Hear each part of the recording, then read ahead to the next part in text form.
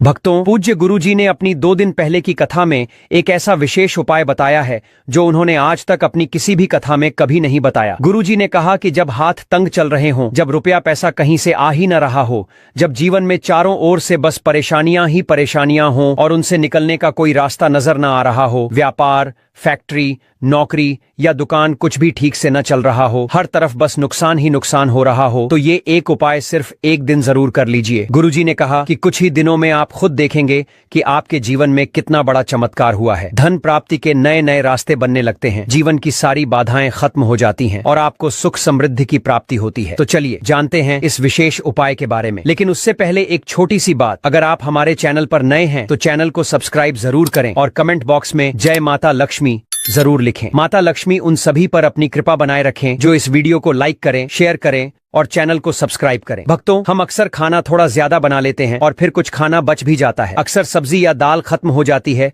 और रोटियां बच जाती हैं। अगले दिन वो बासी रोटियां जब परोसी जाती हैं तो घर के सदस्य या बच्चे खाने से मना कर देते हैं। अगर आपके घर में भी ऐसा होता है तो ये जानकारी आपको हैरान कर देगी। अगर आप भी ऐसी रोटियां खाते हैं तो आपको धनवान होने से कोई नहीं रोक सकता। और इसी वीडियो में हम जानेंगे कुछ ऐसी गलतियों के बारे में जो अगर आपके घर की महिलाएं करती हैं तो उन्हें आज ही बंद कर देना चाहिए, वरना पूरा घर बर्बादी की कगार पर पहुंच सकता है। इसलिए पूरी जानकारी के लिए इस वीडियो को अंत तक जरूर देखिएगा। भक्तों, रसोई घर में ये गलतियां कभी नहीं करनी चाहिए। शास्त्रों के अनुसार रसोई में कुछ विशेष बातों का ध्यान न रखने वाला व्यक्ति जीवन में हर हाल में गरीबी झेलता है। पूरे परिवार को इसके दुष्परिणाम भुगतने पड़ते हैं। शास्त्रों में स्पष्ट रूप से बताया गया है कि जिस घर में माता अन्नपूर्णा जी का वास हो जाता है वहाँ सभी देवी देवताओं का निवास हो जाता है। ऐसे घर में अनाज का भंडार और धन समृद्धि हमेशा बनी रहती है। लेकिन जिन घरों में रसोई में ये छोटी छोटी लेकिन गंभीर गलतियां होती हैं, वहां दरिद्रता आने लगती है। इन्हें मामूली समझकर नजरअंदाज बिल्कुल न करें, वरना पूरा घर आर्थिक संकट में डूब सकता है। भक्तों, अगर मनुष्य जीवन में सफलता चाहता है तो सबसे जरूरी है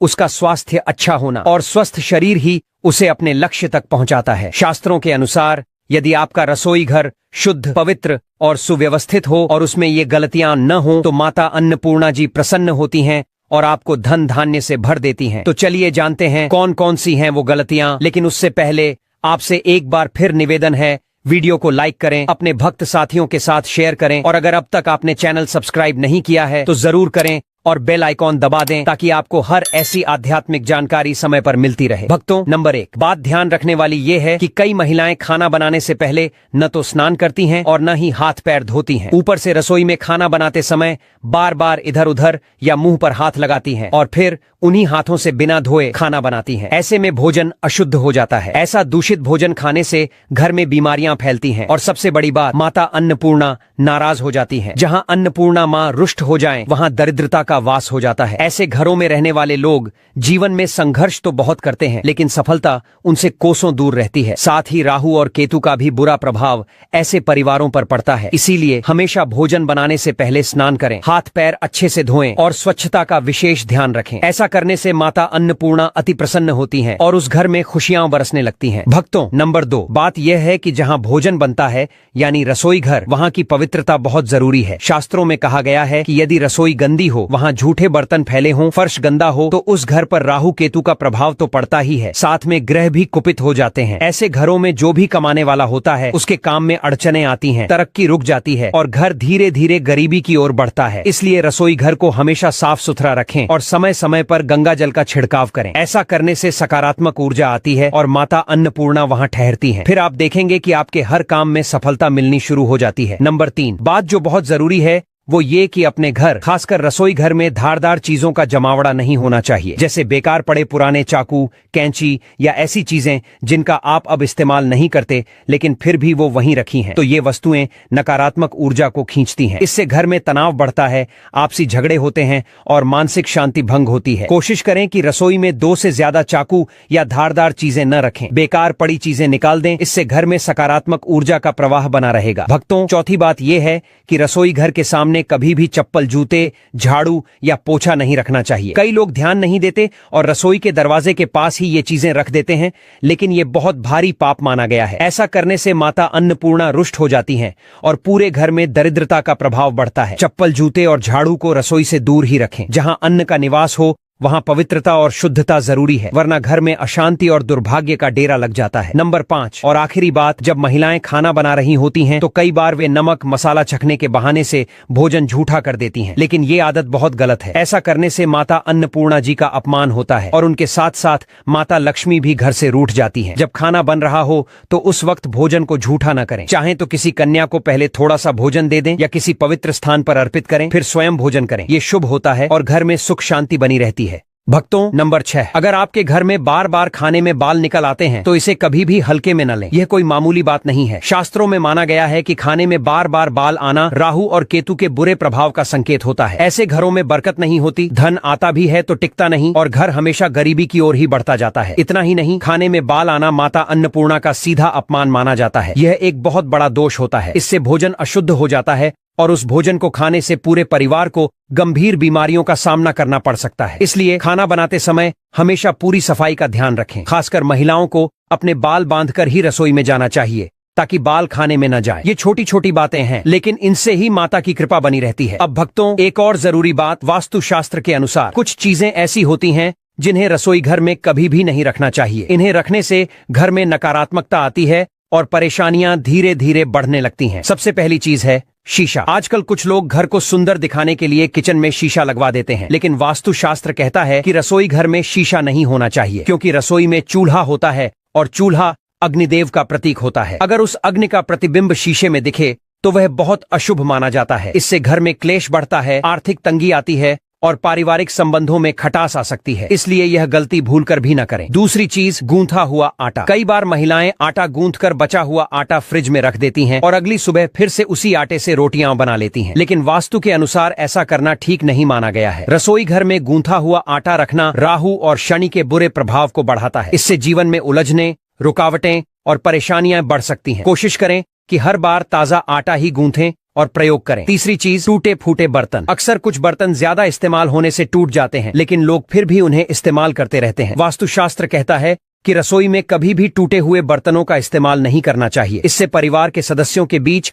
मनमुटाव और झगड़े बढ़ सकते हैं। टूटे बर्तन नकारात्मक ऊर्जा को आकर्षित करते हैं और घर की सुख शांति में बाधा बनते हैं। अब भक्तों, जानते हैं बासी रोटी के बारे में। अक्सर जब रोटियां बच जाती हैं और बासी हो जाती है तो हम उन्हें फेंक देते हैं, लेकिन क्या आप जानते हैं कि बासी रोटी आपके स्वास्थ्य के लिए चमत्कार से कम नहीं है। बासी रोटी में फाइबर की मात्रा बहुत ज्यादा होती है, जो आपके पाचन को बेहतर बनाता है। ये रोटी गैस, पेट फूलना और कब्ज जैसी समस्याओं को दूर करने में बहुत फायदेमंद होती है। यानी बासी रोटी आपके तन को दुरुस्त रखने में मदद करती है और शास्त्रों की माने तो भोजन जब तक खाने योग्य हो और खराब न हुआ हो तब तक उसे फेंकना नहीं चाहिए। भोजन का अपमान माता अन्नपूर्णा को बहुत ही दुखी करता है। जो व्यक्ति बासी भोजन को सम्मान से खाता है उस पर माता अन्नपूर्णा सदा कृपा बरसाती है। लेकिन ध्यान देने वाली बात यह है कि जब भी आप बासी रोटी खाएं या बच्चों को दें तो उसे अच्छे से जांच लें। अगर रोटी में फफूंदी या रेश निकल रहा हो तो उसे न खाएं। ऐसी रोटी शरीर के लिए जहर समान होती है और इससे गंभीर बीमारी हो सकती है। अब भक्तों, आपको पूज्य गुरुजी द्वारा बताया गया एक ऐसा उपाय बताने जा रहे हैं जो बहुत ही असरदार और चमत्कारी है। यह उपाय आपकी किस्मत को चमका सकता है और आपको जीवन में सुख, समृद्धि और सफलता का अनुभव होने लगेगा। तो चलिए भक्तों, इस उपाय को समझना शुरू करते हैं। सनातन परंपरा में गाय माता, गंगा माता और गायत्री माता का अत्यंत पावन और धार्मिक महत्व है। ऐसा माना जाता है कि गौ माता के शरीर में 33 कोटि देवी देवताओं का वास होता है। यानी जो व्यक्ति गौ माता की सेवा और पूजा करता है उसे उन सभी देवी देवताओं की कृपा स्वतः प्राप्त होती है। गौ सेवा से न सिर्फ इस जन्म के बल्कि पूर्व जन्मों के भी पाप और दोष मिट जाते हैं। भक्तों, जब भी आपके घर में सुबह सुबह खाना बनना शुरू हो तो सबसे पहली जो रोटी आप बनाएं उसे गौ माता के नाम से निकाल लें और भोजन करने से पहले ही उस रोटी को गाय माता को खिला दें। यदि संभव हो तो काली गाय को यह रोटी खिलाएं। अगर काली गाय न मिले तो सफेद गाय को भी दे सकते हैं, लेकिन ध्यान रहे रोज के लिए ताजी रोटी ही बनाएं और जैसे ही रोटी तैयार हो उसे बिना देर किए गौ माता को अर्पित करें। अगर आप उस रोटी को रख देते हैं और अगले दिन खिलाते हैं तो वह रोटी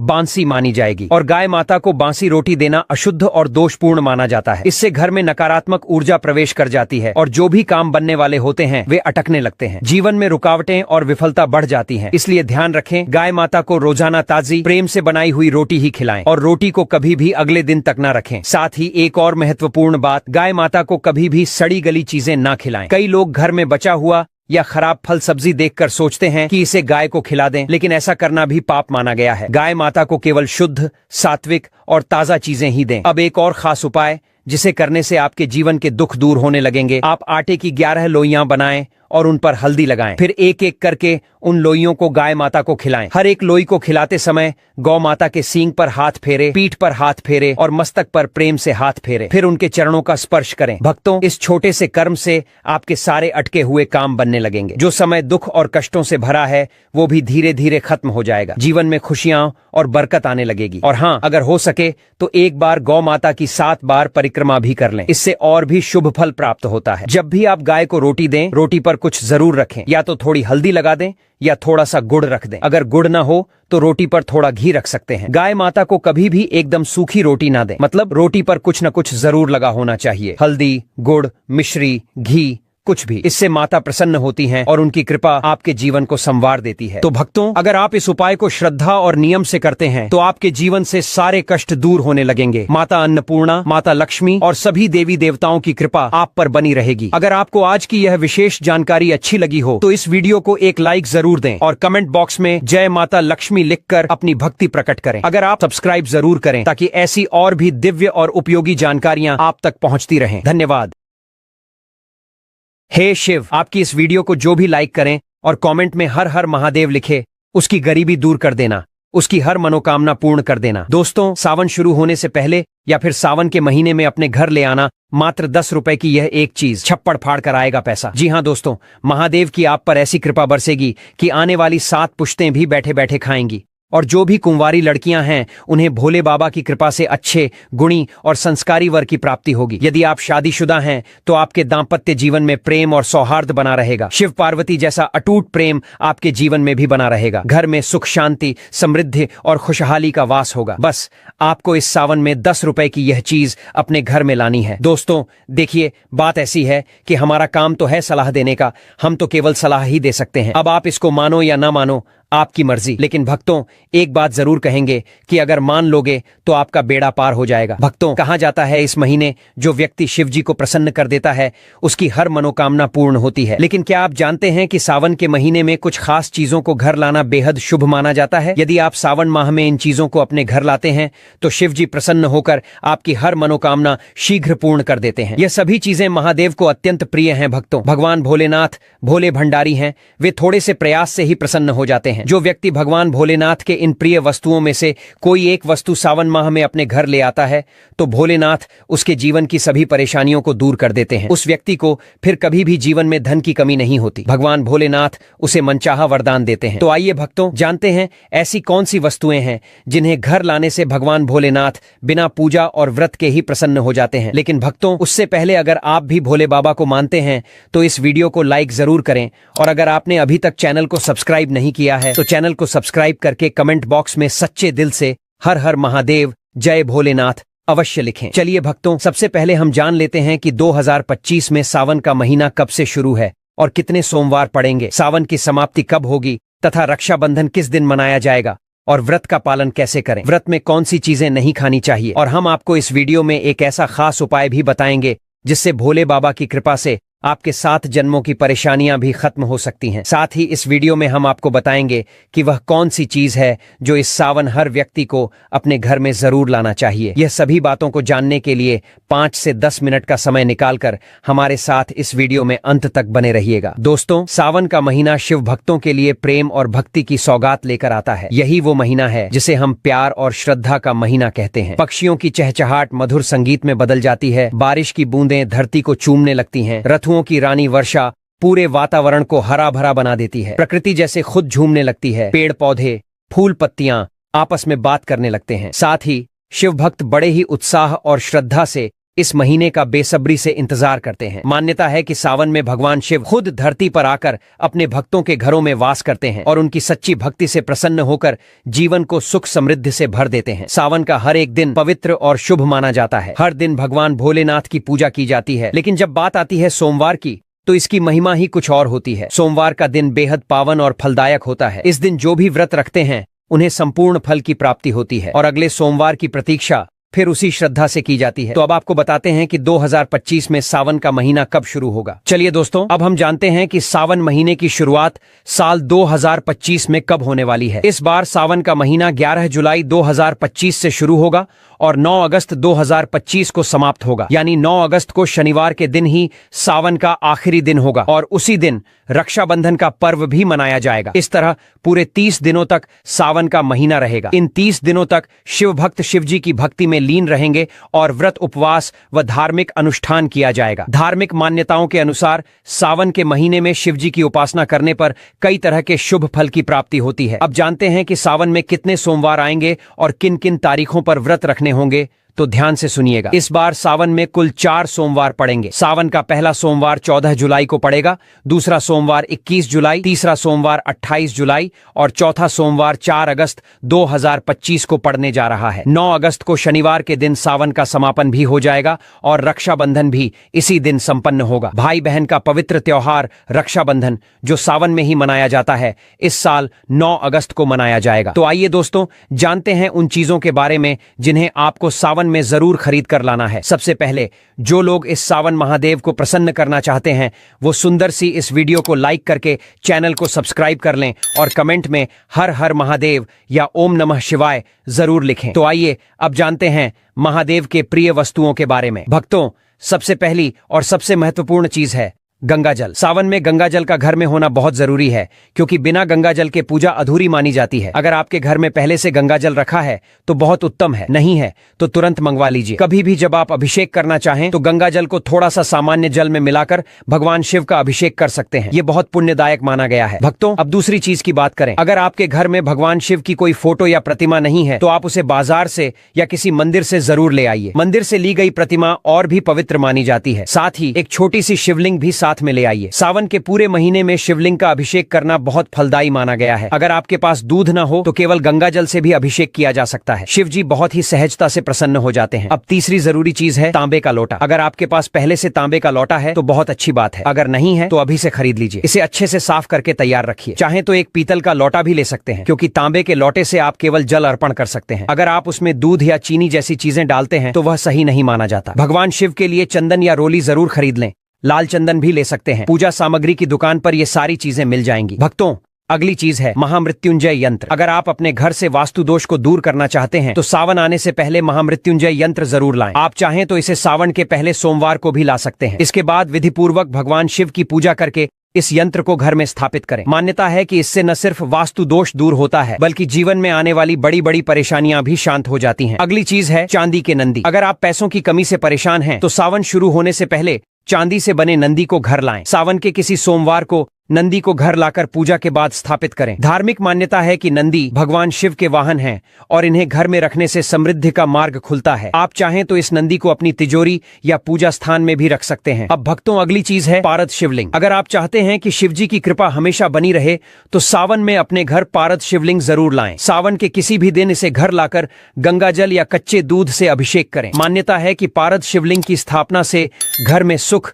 समृद्धि और शांति बनी रहती है। भोलेनाथ की कृपा से जीवन में नए अवसर और सकारात्मकता आती है। अगला चीज है डमरू। अगर जीवन में रुकावटें और परेशानियां लगातार बनी हुई हैं तो सावन के महीने में डमरू जरूर घर लाएं। पूजा के समय इसे बजाएं और फिर इसे अपने घर के मंदिर में रखें। मान्यता है कि डमरू की ध्वनि से नकारात्मक ऊर्जा दूर होती है और घर का वातावरण पवित्र बनता है। इसके साथ ही वास्तु दोष भी दूर होता है और सकारात्मक ऊर्जा का संचार होता है। भक्तों, अगली चीज है बेलपत्र। बेलपत्र को शिव पूजन में सबसे आवश्यक माना गया है। शास्त्रों के अनुसार सावन में शिवलिंग पर बेलपत्र अर्पित करने से सभी पाप नष्ट होते हैं और मनचाही कामनाएं पूरी होती हैं। अगर आप बेलपत्र का पौधा घर में लगाते हैं तो यह नकारात्मक ऊर्जा को दूर करता है और घर में शांति बनाए रखता है। सावन शुरू होने से पहले बेलपत्र घर में लाकर पूजन स्थल पर रखें, फिर देखिए शिव कृपा कैसे बरसती है। तो इस सावन इन 5